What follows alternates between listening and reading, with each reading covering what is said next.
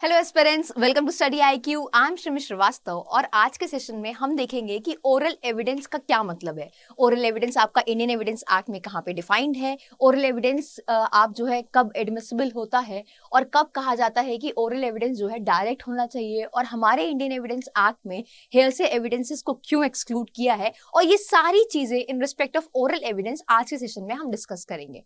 So let's begin with the session now.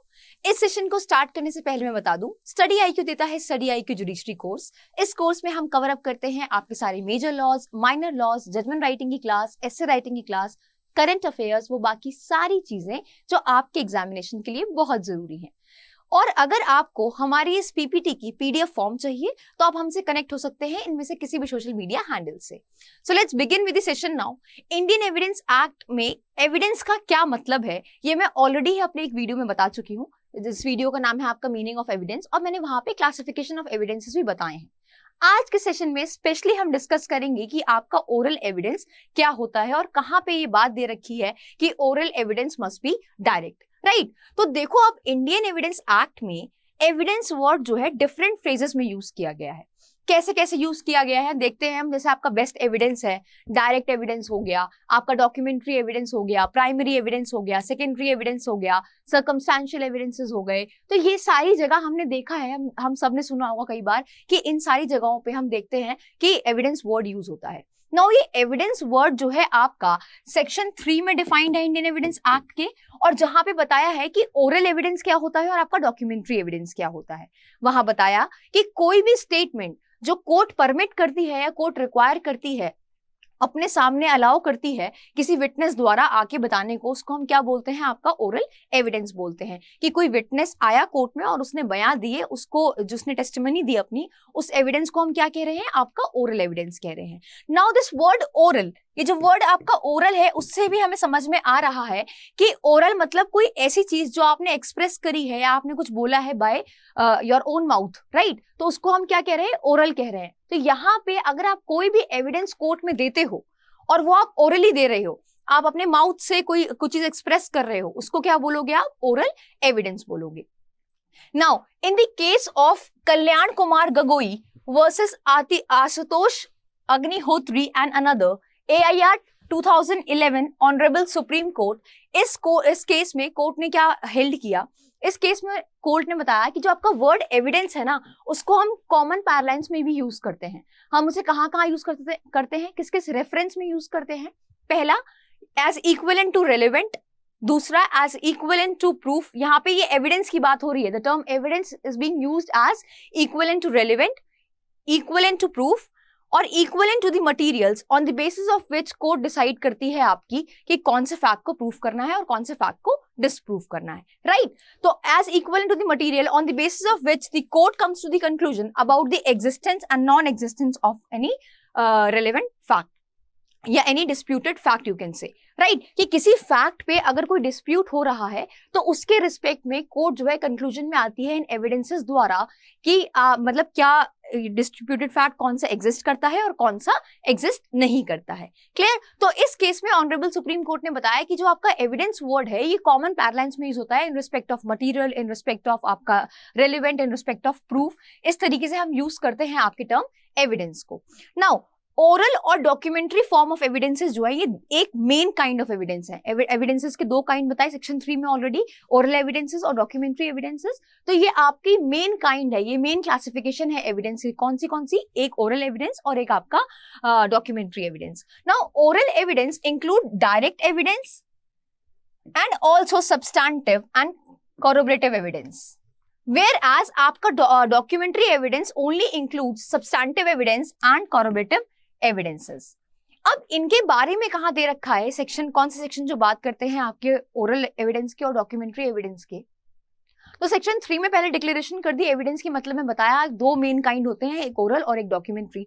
Oral मैंने बताया कि कोई भी स्टेटमेंट आके विटनेस देता है कोर्ट के आगे, उसको हम ओरल एविडेंस कहते हैं। और डॉक्यूमेंट्री एविडेंस उसको कहते हैं जहां पे कोई भी कंटेंट जो आप प्रोड्यूस करते हो, कोई कंटेंट है डॉक्यूमेंट का या फिर कोई इलेक्ट्रॉनिक रिकॉर्ड है जो आप कोर्ट के सामने प्रोड्यूस करते हो कोर्ट के इंस्पेक्शन के लिए, उसको क्या कहोगे आप? डॉक्यूमेंट्री एविडेंस कहोगे। बट आज के सेशन में हम डिस्कस करेंगे आपका ओरल एविडेंस क्या होता है। सो मूविंग अहेड, सेक्शन 59 और सेक्शन 60 जो है आपका डील करता है ओरल एविडेंसेस से इंडियन एविडेंस एक्ट में। और सेक्शन 59 में क्या बताया? सेक्शन 59 में बताया कि हम जो है कोर्ट आपका एडमिसिबल करती है ओरल एविडेंसेस जब वो ओरल एविडेंसेस आपके 59 और 60 में बताया कि जब वो ओरल एविडेंसेस आपके जो है डायरेक्ट होते हैं तभी हम ओरल एविडेंसेस को एडमिसिबल करते हैं। और एक केस में आपके ऑनरेबल बॉम्बे हाई कोर्ट ने भी बताया था कि अगर कोर्ट को ओरल एविडेंस ट्रस्ट वर्दी लगता है और लगता है कि सफिशिएंट है किसी चीज को प्रूफ करने के लिए, तो वहां पे आप ओरल एविडेंसेस के बेसिस पे भी जो है कन्विक्शन कर सकते हैं। मूविंग अहेड, ये कहता है कि oral evidence of a witness is generally admissible evidence if he has direct and personal knowledge of the fact deposed by him.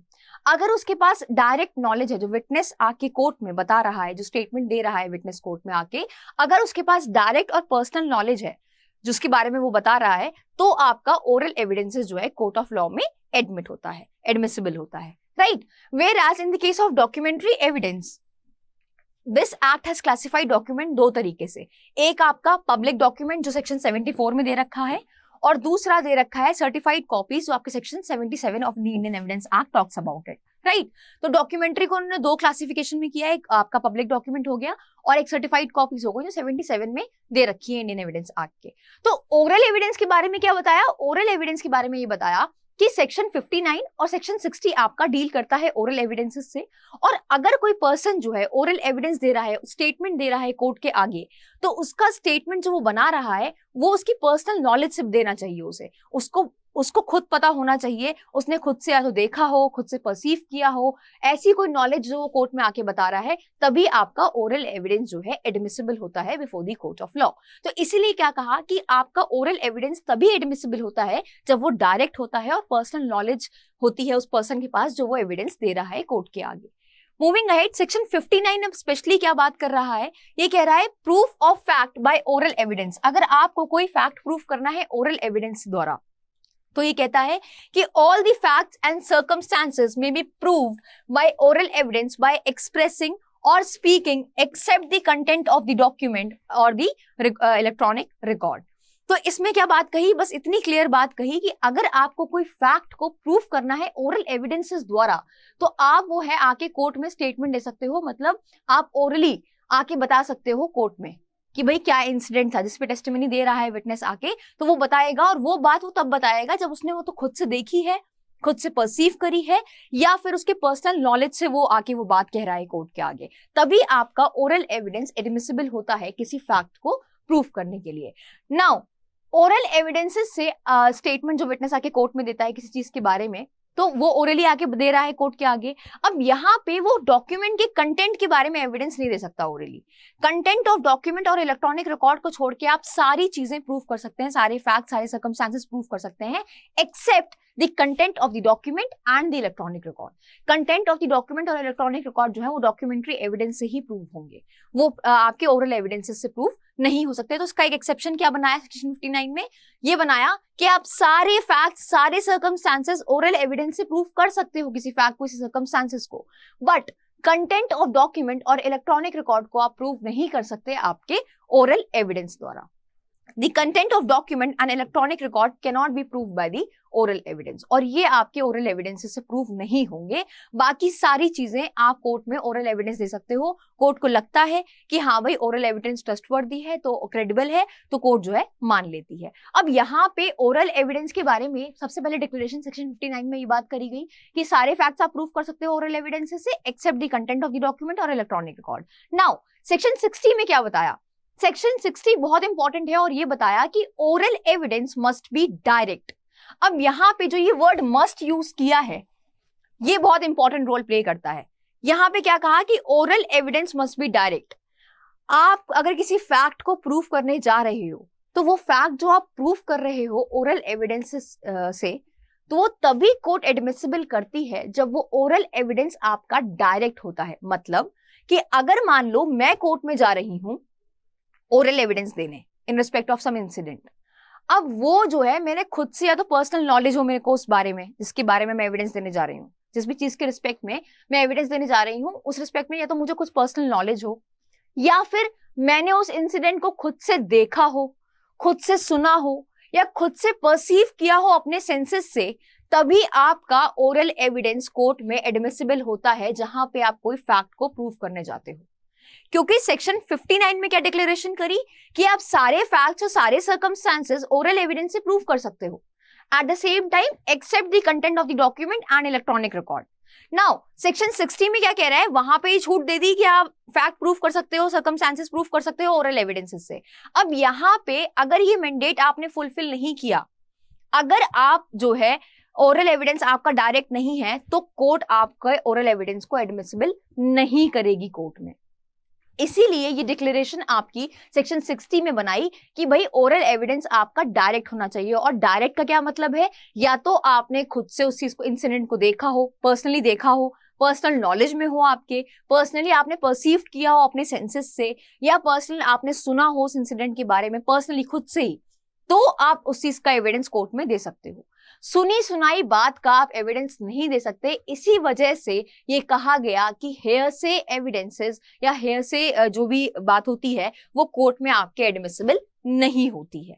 This is the only reason जहां हम एक्सक्लूड करते हैं आपके हेयरसे एविडेंस को, क्योंकि यहाँ पे the word must is written, यहाँ पे वर्ड मस्ट यूज किया है, जिसका मतलब है कि भाई oral evidence must be direct. अगर डायरेक्ट नहीं है वो, तो आपका ओरल एविडेंस एडमिसिबल नहीं होगा before the court of law. Now this is the cardinal principle of any evidence to be admissible in the court. ये हमारे इंडियन एविडेंस एक्ट का एक कार्डिनल प्रिंसिपल है, राइट। और आगे कहता है कि in any oral evidence need to be admissible, अगर आपको अपना ओरल एविडेंस को एडमिसिबल कराना है before the court of law, all the conditions of section 60 to be fulfilled. Section 60 की आपको सारी कंडीशन फुलफिल करनी पड़ेगी। अब सेक्शन 60 की क्या कंडीशन है, सेक्शन 60 में बस इतनी सी बात कही गई है कि अगर आप एज अ विटनेस कोर्ट में जा रहे हो ओरल एविडेंस देने, तो वो आपकी पर्सनल नॉलेज से होना चाहिए, या तो वो आपने खुद से देखा है, खुद से परसीव किया है, या फिर आपने जो है खुद से सुना है, तभी कोर्ट मानेगी, अदरवाइज कोर्ट नहीं मानती है। Moving ahead, oral evidence and section 60 is proportional equation. ये एक प्रोपोर्शनल इक्वेशन है, एक के लिए दूसरे का होना बहुत जरूरी है। सेक्शन 59 के लिए 60 का होना बहुत जरूरी है। सेक्शन 59 में बताया कि आप सारे फैक्ट्स पर ओरल एविडेंस दे सकते हो और तभी दे पाओगे आपका ओरल एविडेंस, तभी एडमिसिबल होगा जब सेक्शन 60 की कंडीशंस आपकी फुलफिल होंगी। और सेक्शन 60 की कंडीशंस क्या है आपकी, कि आपका एविडेंस डायरेक्ट होना चाहिए। आई hope it is clear. Now moving ahead, the base principal on which section 60 is placed is that the evidence which is the taken into regard must be direct। भाई direct होना चाहिए। और the word direct जो use हुआ है does not include any category of hearsay evidence। और ये जो डायरेक्ट है ना, इस डायरेक्ट का मतलब ही किया गया है कि भाई आपने खुद से ही देखा है, खुद से ही परसीव किया है, आपने किसी सुनी सुनाई बात पे यकीन नहीं किया है। तो यहाँ पे आप अगर ओरल एविडेंस अपना कोर्ट में एडमिसिबल कराना चाहते हो, वो विटनेस चाहता है कि उसके एविडेंस पे रिलाई किया जाए, तो उस केस में वो उसके थ्रू ही होना चाहिए, उसकी पर्सनल नॉलेज से होना चाहिए, और it should be direct. Every statement under oral evidence must be direct. और आपका कोई भी स्टेटमेंट हो जो आप ओरल एविडेंस देने गए हो कोर्ट के आगे, वो आपका डायरेक्ट ही होना चाहिए। तो इसीलिए यहाँ पे डायरेक्ट और मस्ट वर्ड पे बहुत एम्फसाइज किया जा रहा है, क्योंकि यहाँ पे कह रहे हैं कि अगर आपको एडमिसिबल कराना है अपना ओरल एविडेंस कोर्ट के आगे, तो it must be direct. Direct ही होना चाहिए। आप किसी सुनी सुनाई बात पे यकीन नहीं करोगे, उसकी बात अगर आपने जाके कोर्ट में आगे कही, तो वो एडमिसिबल नहीं होगी before the court of law. Court outrightly उसको रिजेक्ट कर देगा। I hope it is clear. Now hearsay evidence क्या होता है, क्या मतलब होता है हेयरसे एविडेंस का, एक एग्जाम्पल से बताती हूँ। मान लो मुझे नहीं पता क्या हुआ मेरे पड़ोस में, मुझे नहीं पता वहां चोरी हुई, क्या हुआ मुझे कुछ नहीं पता, मेरे पड़ोस में चोरी हो गई मान लो। अब मुझे कोई तीसरा बंदा आके बताता है, अरे तुम्हें पता है उनके घर में चोरी हो गई, उनके घर में करोड़ों की चोरी हो गई, लाखों की चोरी हो गई, वो आके बताया। अब वो बंदा जो थर्ड पर्सन है, जो मेरे नेबर के बारे में आके मुझे बता रहा है, जो चीज मैंने खुद से परसीव नहीं करी, मैंने तो नहीं देखा, ना मैंने सुना, ना मैंने चोर को भागते हुए देखा, मैंने कुछ नहीं देखा, मैं अपने घर में बंद थी, राइट। अब अगर मुझे कोई बाहर से आके बता रहा है, पूरी स्टोरी सुना रहा है, तो अब ये सुनी सुनाई बात जो है कोर्ट में आपके एडमिसिबल नहीं होगी अगर मैं एज अ विटनेस जाऊंगी तो, क्योंकि मुझे यहाँ पे खुद से मैंने ना परसीव किया है, ना मैंने खुद से सुना है, ना मैंने खुद से देखा है, तो ये मेरी बात, क्योंकि मैंने खुद से कुछ नहीं किया, मेरी पर्सनल नॉलेज में भी नहीं है ये सारी चीजें, तो इसलिए यहाँ पे ये जो एविडेंस अगर मान लो मैं कोर्ट में जाके देती हूँ ओरली, तो ये एडमिसिबल नहीं होगा, ये होगा आपका हेयरसे एविडेंस, क्योंकि मैंने किसी की सुनी सुनाई बात पे आके कोर्ट में जाके टेस्टिमनी दे रही हूँ, तो वो आपकी एडमिसिबल नहीं होती है। तो यही मतलब होता है आपके हेयरसे एविडेंसेस का, ऐसे एविडेंसेस जो आपने खुद से नहीं देखे हैं, आपको किसी ने बताए हैं, किसी और ने आके बताए हैं, उसको आप क्या कहते हो, हेयरसे एविडेंस कहते हो। हम सबको पता है कि आपका हेयरसे एविडेंस जो है ये ऐसी इंफॉर्मेशन होती है जो आपने रिसीव करी है किसी दूसरे पर्सन से, आपको खुद उस इंफॉर्मेशन, आपको उसके बारे में कुछ नहीं पता, आपको कोई ज्ञान नहीं है उसके बारे में, लेकिन आपको दूसरे ने आके कोई बात बताई, आपको वो इंफॉर्मेशन दूसरे से रिसीव हुई। Hearsay means where a person does not have a personal knowledge about a particular matter और इंसिडेंट। भाई मेरे एग्जाम्पल में मुझे तो उस नॉलेज, उसको उस इंसिडेंट के बारे में कोई नॉलेज नहीं है कि भाई मेरे पड़ोसी के घर में चोरी हो गई है, राइट। तो यहाँ पे मुझे वो नॉलेज कैसे मिली, मुझे किसी तीसरे बंदे ने वो आके नॉलेज दी है। तो जहां पे कोई और पर्सन आपको नॉलेज देता है उसको आप क्या कहते हो, हेयरसे कहते हो, कि भाई वो सुनी सुनाई बात है, उसने मुझे बताया, उसकी बात को अगर मैं कोर्ट में कहूंगी तो वो आपका कोर्ट नहीं मानेगा, वो नहीं सुनेगा और कोर्ट जो है रिजेक्ट कर देगा, क्योंकि हमारे इंडियन एविडेंस एक्ट में हम अपना हेयरसे रूल को एक्सक्लूड करते हैं, हम नहीं मानते हैं अपना हेयरसे एविडेंस को। Clear? Now what is the rational behind exclusion of the hearsay evidence? देखो क्या रीजन है कि क्यों हम करते हैं। प्राइमरली दो मेन रीजन है। पहला कि हमने सेक्शन 60 में क्या देखा, the oral evidence must be direct. जरूरी है अगर आपको ओरल एविडेंस को एडमिसिबल करना है कि वो डायरेक्ट होना चाहिए।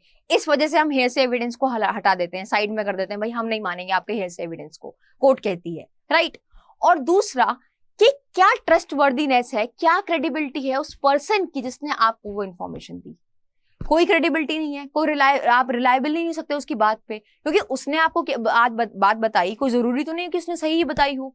तो इन दो प्राइमरी रीजन की वजह से जो है हम अपना एक्सक्लूड करते हैं आपके हेयरसे एविडेंसेस को। नाउ क्योंकि हमारा जो इंडियन एविडेंस एक्ट है ये इस बात पे यकीन करता है कि हम जो है कोर्ट में आके फर्स्ट हैंड नॉलेज दें। फर्स्ट हैंड नॉलेज मतलब कोई ऐसी नॉलेज जो पर्सन को अपने पर्सनल लेवल पे पता है, राइट, जो उसने खुद से परसीव करी है, खुद से देखी है या खुद से सुनी है, उसको हम क्या कहते हैं, भाई फर्स्ट हैंड नॉलेज है। अगर मान लो मैं कोई इंसिडेंट को देख रही हूँ, कोई भी अगर मान लो कोई क्राइम हो रहा है या कोई इंसिडेंट हुआ, उसको मैं खुद से देख रही हूँ, उस नॉलेज को मैं क्या कहूंगी, फर्स्ट हैंड नॉलेज कहूंगी। और हेयरसे एविडेंस क्या होता है आपका, वो एक सेकंड हैंड नॉलेज होता है। द रीजन बीइंग कि कोई तीसरा पर्सन आपको इन्फॉर्मेशन दे रहा है किसी इंसिडेंट के बारे में, तो उसको हम क्या कहते हैं, सेकंड हैंड नॉलेज कहते हैं। और यही कहा गया है कि हेयरसे एविडेंस जो है एक सेकंड हैंड नॉलेज होता है। और हम अपने इंडियन एविडेंस एक्ट में सिर्फ और सिर्फ एडमिसिबल करते हैं किस बात को, सिर्फ और सिर्फ हम एडमिसिबल करते हैं आपके फर्स्ट हैंड नॉलेज को। द रीजन बीइंग सेक्शन 60 में बहुत क्लियरली कह दिया है कि ओरल एविडेंस आपका डायरेक्ट होना चाहिए, राइट। ओरल एविडेंस को एडमिसिबल करने के लिए हम जो है सिर्फ फर्स्ट हैंड नॉलेज को ही एक्सेप्टेबल करते हैं कोर्ट में।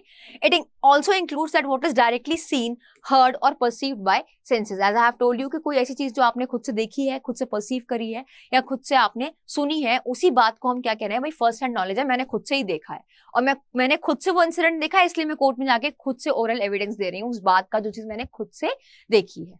Clear? Now there is no room for second hand knowledge. भाई हमारे इंडियन एविडेंस एक्ट में कहा गया है कि सेकेंड हैंड नॉलेज की कोई भी जगह नहीं है, हम उसको बिल्कुल भी कंसिडर नहीं करते हैं आपके इंडियन एविडेंस एक्ट में हेयरसे एविडेंसेस को। क्लियर? नाउ एक कन्विक्शन अगर मान लो हमने पास कर दिया, मान लो कि हमने जो है कन्विक्ट कर दिया हेयरसे रूल के हिसाब से, तो वो जस्टिफिएबल नहीं होगा, वो बिल्कुल भी जस्टिफिएबल नहीं होगा। द रीजन बीइंग कि जिस बंदे से आपने वो इन्फॉर्मेशन रिसीव करी है, मान लो मैंने किसी थर्ड पर्सन से इन्फॉर्मेशन रिसीव करी है और वो मैंने हेयरसे एज एन हेयरसे एविडेंस मैंने कोर्ट में जाके दिया वो एविडेंस, राइट, सुनी सुनाई बात में मैंने आके कोर्ट में बयान दे दिया अपने। अब मैंने जो यहाँ बयान दिए कोर्ट में, अब मुझे तो नहीं पता कि वो पर्सन क्या सच बोल रहा है क्या नहीं। इनफैक्ट हमने बचपन में भी एक गेम देखा है जहां पे हम उसके ईयर में बोलते हैं, फिर वो दूसरा पर्सन दूसरे के ईयर में बोलता है, फिर तीसरा पर्सन तीसरे के ईयर में बोलता है, and this so on the game goes on, right, कि ऐसे ऐसे सबके कानों में बोलते जाते हैं और लास्ट में जब वो बात निकल के आती है तो वो बात जो फर्स्ट बंदे ने बोली होती है उससे थोड़ी डिफरेंट होती है, isn't it? तो ये वही बात है कि आप सुनी सुनाई बात पे कैसे रिलाई कर सकते हो, आप कैसे कन्विक्शन कर दोगे। अगर आप सुनी सुनाई बात पे कन्विक्शन कर दोगे तो ये अनजस्टिफिएबल होगा, क्योंकि आप जो है किसी और की इंफॉर्मेशन पे रिलाई कैसे कर सकते हो, उसकी कोई क्रेडिबिलिटी नहीं होती है। इसीलिए जो है हमारे इंडियन एविडेंस एक्ट में हेयरसे रूल को हम एक्सक्लूड करते हैं। Now I have taken an example that if A has received information through B that he saw C hitting D.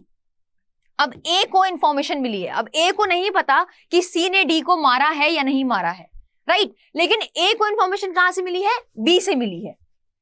This will be what? This will be your hearsay evidence, क्योंकि यहाँ पे ए ने ना तो खुद से देखा सी को मारते हुए डी को, ना खुद से सुनी इसकी चीखने की आवाज डी की, और ना ही किसी और तरीके से ना कुछ सेंस किया उसने, राइट? तो यहाँ पे जो ए है उसको इंफॉर्मेशन किसने दी है? बी ने दी है।